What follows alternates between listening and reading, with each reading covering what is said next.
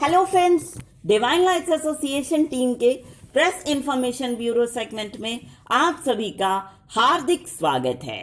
दोस्तों, ये segment UPSC के लिए तो बहुत इंपॉर्टेंट है, साथ में जो भी और कॉम्पिटिटिव एग्जाम्स आएंगे उनके लिए भी ये सेगमेंट काफ़ी इंपॉर्टेंट है। ठीक है, इंटरव्यू पर्पस से भी आप इस सेगमेंट को इम्पॉर्टेंट मानिए।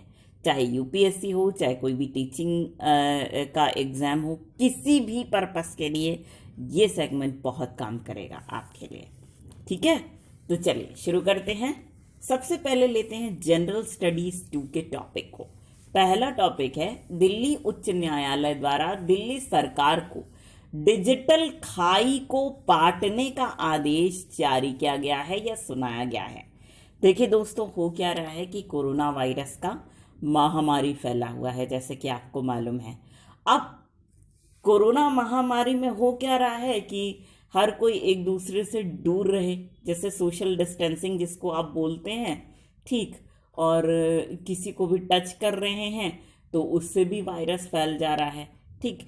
इस वजह से आपने देखा होगा मार्च से लेकर के अब तक की हालत ये है कि स्कूल कॉलेजेस वगैरह बंद हैं, ठीक। अब जब स्कूल कॉलेजेस बंद हैं तो ऑनलाइन की शिक्षा कैसे होगी? ऑनलाइन क्लासेस चलाई जा रही हैं स्कूल्स के द्वारा। प्राइवेट स्कूल्स में तो ऐसा ही हो रहा है ना। तो अब सरकारी स्कूल्स ने भी ये सोचा कि भैया ऑनलाइन क्लासेस चलाई जाएं।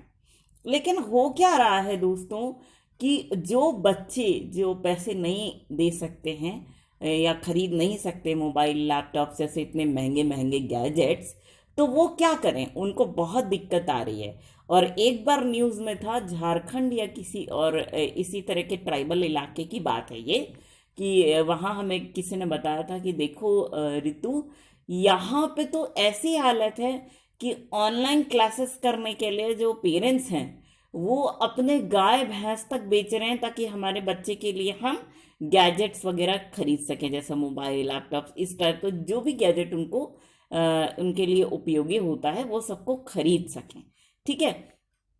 तो अब देखो यहाँ इतनी बड़ी बाधा आ रही है ऐसे बच्चों के लिए। तो दिल्ली सरकार में दिल्ली उच्च न्यायालय द्वारा दिल्ली सरकार से ये बोला गया है कि भाई अब इतनी बड़ी खाई है, डिजिटल खाई, इसको पाटिए, ठीक है। क्योंकि जिस तरह से और बच्चे जो कि अफोर्ड कर सकते हैं उनको पढ़ने का अधिकार है, उसी तरह से उन बच्चों को भी पढ़ने का अधिकार है जो कि अफोर्ड नहीं कर पाते हैं, ठीक है। वो भी, उनके मन में भी तो सपने हैं, है ना। वो भी तो देश के भविष्य हैं, वो भी कुछ नया कर सकते हैं। तो उनके लिए ना कुछ करना पड़ेगा आपको, ठीक है। तो अब देखिए दोस्तों, ये जो आदेश है उसके लिए यहां तक कहा है हाई कोर्ट ने कि सेक्शन आरटीई जो है, आरटीई राइट टू एजुकेशन 2009, उसके सेक्शन 12 में इस बारे में बात की गई है कि अगर इस तरह की परेशानी होती है तो गैजेट्स लेने की, इस तरह की, तो सेक्शन 12 ऑफ आरटीई के तहत सरकारें ऐसे बच्चों को गैजेट्स इश्यू कर सकती हैं जो लोग एफोर्ड नहीं कर सकते हैं उनको, ठीक। अब देखो दोस्तों, सबसे पहली बात यही है कि ये जो आदेश है ये क्यों जरूरी हुआ, इसकी जरूरत क्यों पड़ी, कहां तक सही है। तो पहला होगा छात्रों के मध्य भेदभाव को कम करने के लिए, ठीक है। आप ये जानते हैं कि एक क्लास जैसे है, मान लो क्लास 10th सी, ठीक, चलो। अब 10th सी की अगर हम बात करते हैं तो उस क्लास में काफी ऐसे बच्चे होंगे जो कि अफोर्ड कर सकते होंगे और काफी ऐसे बच्चे होंगे जो नहीं अफोर्ड कर सकते होंगे एक ही क्लास में। तो एक ही क्लास में हाव्स एंड हैव नॉट्स के बीच में क्या हो गया, डिस्क्रिमिनेशन हो गया, ठीक है। एक ही क्लास में कुछ बच्चे पढ़ पा रहे हैं और कुछ बच्चे मान लो नहीं पढ़ पा रहे हैं। तो अगर ऐसा हो रहा है तो ये किसकी गलती है?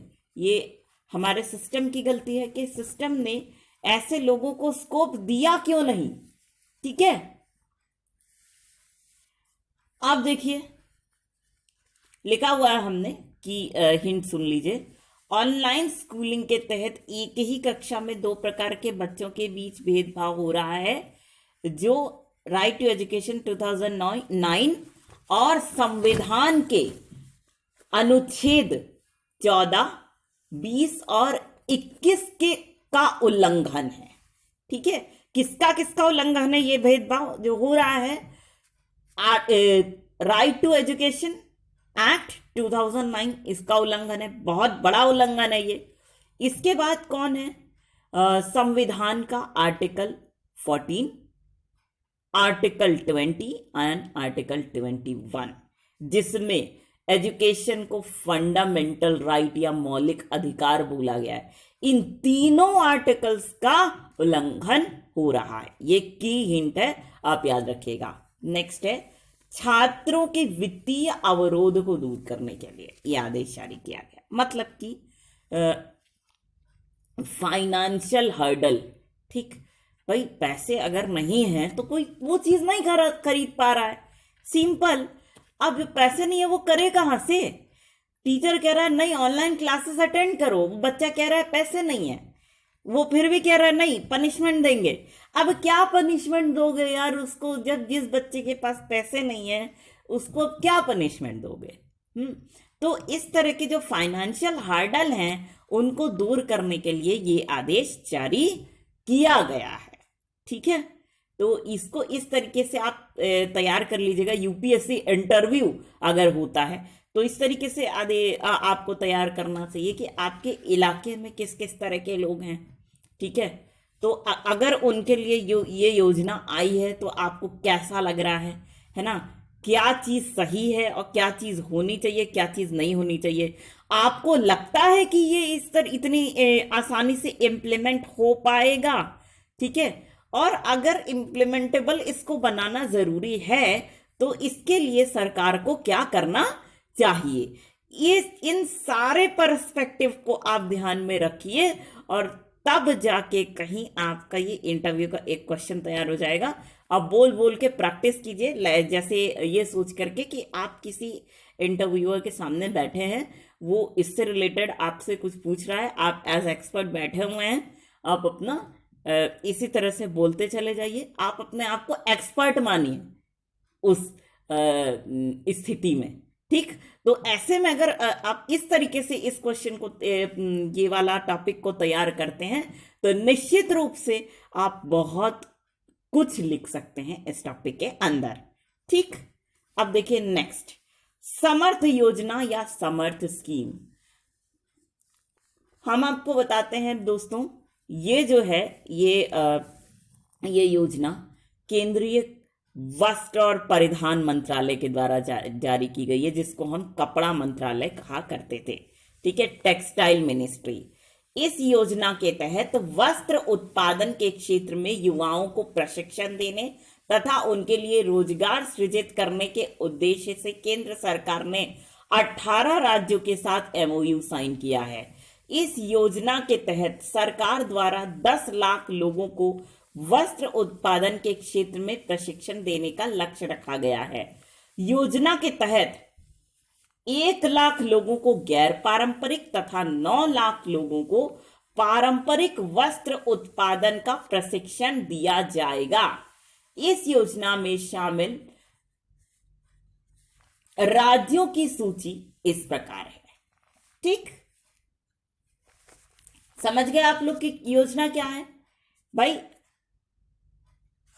पहली तो चीज यह है कि यह योजना कपड़ा मंत्रालय के द्वारा जारी की गई, केंद्र सरकार द्वारा 18 राज्यों के साथ एमओयू साइन किया गया। ठीक है, इस योजना को लागू करने के लिए। ठीक, जिनकी सूची हम अभी बताने वाले हैं। ठीक, अब योजना क्या है? इसमें भाई वस्त्र उत्पादन के क्षेत्र में 10 लाख लोगों को प्रशिक्षण दिया जाएगा और रोजगार दिया जाएगा। सबसे बड़ी बात यह है। ठीक है, 9 लाख लोगों को पारंपरिक वस्त्र बनाना सिखाया जाएगा, जबकि 1 लाख लोगों को गैर पारंपरिक वस्त्र बनाने की ट्रेनिंग दी जाएगी। ठीक है, योजना का नाम क्या है? समर्थ। तो अब चलिए जो 18 राज्य हैं उनकी सूची जान लेते हैं। सबसे पहले उत्तर प्रदेश, फिर उत्तराखंड, झारखंड, तमिलनाडु, तेलंगाना, अरुणाचल प्रदेश, जम्मू कश्मीर, केरल, मिजोरम, आंध्र प्रदेश, असम, कर्नाटक, त्रिपुरा, मध्य प्रदेश, मेघालय, मणिपुर, ओडिशा और हरियाणा। ठीक है, नेक्स्ट, यह मांग संचालित और रोजगार उन्मुख राष्ट्रीय कौशल योग्यता फ्रेमवर्क है। क्या है? यह मांग संचालित रोजगार उन्मुख राष्ट्रीय कौशल योग्यता फ्रेमवर्क है। ठीक, अब देखिए दोस्तों, महत्वपूर्ण बिंदु इस पर आ जाते हैं। पहला, प्रशिक्षकों का प्रशिक्षण। जो लोग ट्रेनिंग दे रहे हैं उनको इस योजना के तहत यह बताया जाएगा कि आप ट्रेनिंग किस तरह से दें। ठीक है, नेक्स्ट चीज, आधार एनेबल्ड बायोमेट्रिक अटेंडेंस सिस्टम। ठीक, मतलब कि बायोमेट्रिक अटेंडेंस लगेगी यहां पे। नेक्स्ट, प्रशिक्षण कार्यक्रमों की सीसीटीवी रिकॉर्डिंग। ठीक, जहां पे आपकी ट्रेनिंग चल रही है, ध्यान से सुनिएगा, जहां पे आपकी ट्रेनिंग चल रही है वहां पे सीसीटीवी कैमरा लगा रहेगा। ठीक है, और उस सीसीटीवी कैमरे में क्या रिकॉर्ड होगा? जो भी आपके ट्रेनिंग के कंटेंट हैं वो रिकॉर्ड होंगे। ठीक है, सावधान भाई। नेक्स्ट, समर्पित कॉल सेंटर्स और हेल्पलाइन। ठीक है, कॉल सेंटर भी होगा, हेल्पलाइन भी होगा, टोल फ्री नंबर भी इसका दिया गया है, आप लोग इसको देख सकते हैं। ठीक है, इस योजना के बारे में जानने के लिए एक टोल फ्री नंबर भी है। अभी तो पहले याद था लेकिन अभी भूल गए हैं, इसलिए नहीं कर पा रहे हैं आपके लिए, इसलिए माफ कीजिएगा, लेकिन ये भी इसका इंपॉर्टेंट फीचर है। इसे लागू करने वाली एजेंसियां, देखिए, पहली एजेंसी वस्त्र कंपनियां, दूसरी एजेंसी राज्य सरकार तथा कपड़ा मंत्रालय के तहत आने वाले प्रशिक्षण केंद्र। राज्य सरकार या कपड़ा मंत्रालय जो है उसके तहत जो भी प्रशिक्षण केंद्र, ट्रेनिंग इंस्टीट्यूट्स काम करते हैं वो। नेक्स्ट है स्टार्टअप्स, नामी गिरामी वस्त्र प्रशिक्षण केंद्र, एनजीओ, सोसाइटी या ट्रस्ट, और वस्त्र क्षेत्र से संबंधित उद्यमी। ठीक है, उद्यमियों का जो ऑफिसर्स होते हैं, प्रशिक्षण केंद्र होते हैं, वो सारे। ठीक, अब दोस्तों देखिए ये टॉपिक यहीं पर हो गया खत्म। अब तीसरे टॉपिक पर चलते हैं, सिंधु नदी जल संधि। सिंधु नदी जल संधि की 19 सितंबर को 60वीं वर्षगांठ हम लोगों ने मनाई। ठीक, इसलिए यह टॉपिक यहां पर पढ़ना जरूरी हो जाता है। चलिए ध्यान से सुनिए। यह संधि भारत और पाकिस्तान के मध्य हुई थी। संधि 1960 में भारत के प्रधानमंत्री जवाहरलाल नेहरू और पाकिस्तान के राष्ट्रपति अय्यूब खान के मध्य हुई थी। ठीक है, कौन था पाकिस्तान में? काउंटर पार्ट उनका जवाहरलाल नेहरू जी का अय्यूब खान, जो क्या थे? राष्ट्रपति। किसका किस पर नियंत्रण? अब इस संधि के तहत कंट्रोल भी था। अब किसका किस पर कंट्रोल था ये आप ध्यान से सुनिए। पहला, पूर्वी नदियों जैसे व्यास, रावी और सतलज में जाने वाले पानी पर भारत का नियंत्रण होगा तथा पाकिस्तान का नियंत्रण सिंधु, चिनाब और झेलम जैसी पश्चिमी नदियों में जाने वाले जल पर होगा। देखो, भारत का नियंत्रण किस पे? व्यास, रावी और सतलज। पाकिस्तान का सिंधु, चिनाब और झेलम, इन नदियों के पानी पे नियंत्रण होगा। ये बेसिकली जल बंटवारे के लिए संधि हुई थी। ठीक, सिंधु नदी का जो पानी है वो भारत और पाकिस्तान के बीच कैसे बांटा जाए, इस पर संधि हुई थी। और संधि कराने वाला कौन था? विश्व बैंक। जी हां दोस्तों। ठीक, नेक्स्ट, दूसरे उद्देश्यों के लिए जल। अब यह जान लीजिए कि ठीक है, कंट्रोल तो होगा भारत का रावी, व्यास और सतलज नदियों पे, पाकिस्तान का होगा झेलम, सिंधु और चिनाब नदियों पे। लेकिन अगर मान लीजिए कोई दूसरा पर्पस है, उसके लिए कोई जल का इस्तेमाल करना चाहता है, तो क्या इस संधि में इसके लिए प्रावधान किया गया? तो बिल्कुल, चलिए जान लेते हैं। पहला, भारत को पश्चिमी नदियों के 20% पानी का उपयोग सिंचाई, विद्युत निर्माण और यातायात के लिए करने की अनुमति है। फिर से सुनिए, भारत को पश्चिमी नदियों के 20% पानी का उपयोग सिंचाई, विद्युत उत्पादन और यातायात के लिए करने की अनुमति है। किसको? भारत को।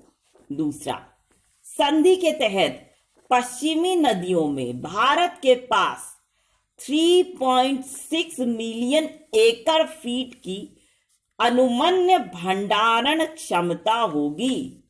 ठीक है, परमिसिबल स्टोरेज कैपेसिटी किसके पास? भारत के पास। ठीक है, तो ये पूरे संधि के प्रावधान थे और इसकी हम लोगों ने 60वीं वर्षगांठ कब मनाई भाई? 19 सितंबर।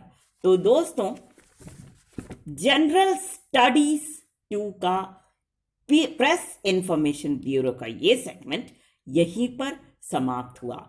लेकिन दोस्तों, इससे आगे अगर हम बढ़ेंगे तो हो सकता है कि आपको ये टॉपिक को याद करने में बहुत ज़्यादा मुश्किलें आए। प्रेस इंफॉर्मेशन ब्यूरो का दूसरा पार्ट लेकर के हम हाजिर होंगे नेक्स्ट सेगमेंट में। लेकिन फ्रेंड्स, इस सेगमेंट को आप दिल खोल करके एंजॉय कीजिए और साथ ही इसे उन लोगों तक ज़रूर से ज़रूर पहुंचाने की पूरी कोशिश कीजिएगा। My most dearest of the dearest friends, जो लोग इंटरनेट फैसिलिटी का लाभ नहीं उठा पा रहे हैं, है ना, तो इसी छोटे से रिक्वेस्ट के साथ हम आप सभी के ढेर सारे प्यार, जुनून, जज्बात और कड़ी मेहनत के साथ साथ आप सभी की उस कोशिश को भी दिल से सलाम करना चाहेंगे, जिसकी बदौलत ना सिर्फ आप सभी नई नई ऊंचाइयों को छू रहे हैं, बल्कि साथ ही आप सभी हर क्षेत्र में अपनी योग्यता का परचम लहरा पाने में भी भली भांति सक्षम हैं। तो दोस्तों, इसी बात के साथ और इसी गर्व की भावना को अपने मन में संजोए हुए एक बार फिर पूरी डिवाइन लाइट्स एसोसिएशन टीम की ओर से हम आप सभी को कहना चाहेंगे दिल से प्यार भरा नमस्कार।